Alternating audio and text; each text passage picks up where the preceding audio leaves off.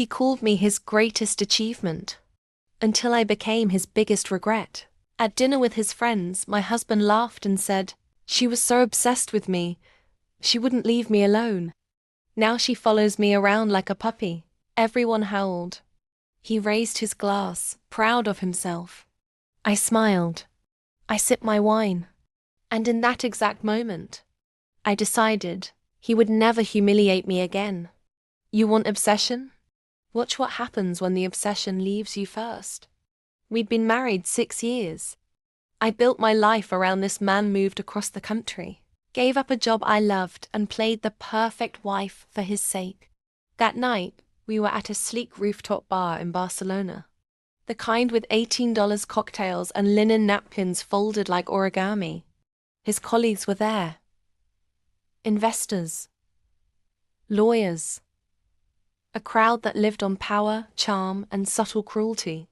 When someone asked how we met, I expected the usual. Instead, he smirked and said, "She basically stalked me. Kept messaging me, begging for a date." They laughed. I blinked. Then he added, "Now she follows me around like a puppy. I swear I'm her greatest achievement." Louder laughter. He was glowing like he'd just nailed a punchline. I was glowing too, but mine came from a different place. I downed my drink, excused myself to the restroom, and called Elena. She's not a friend. She's a divorce attorney. One of the best in Europe. We'd met at a charity gala months ago, and she gave me her card just in case. I'd never thought I'd use it. Until that night.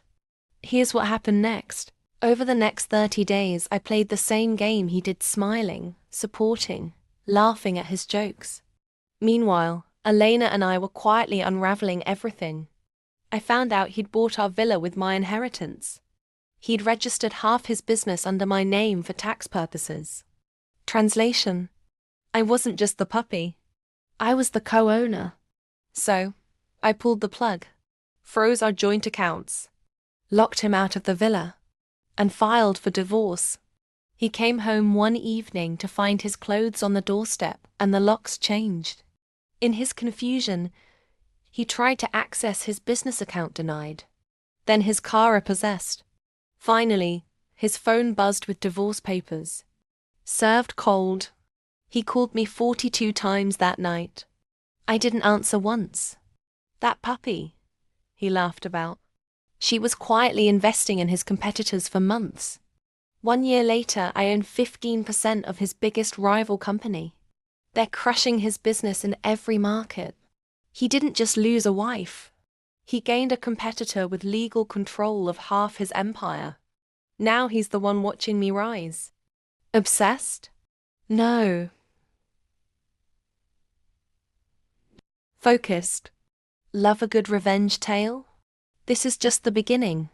Hit that subscribe button for more real stories with twists that leave jewels on the floor. Turn on notifications, because the next one, you won't see it coming.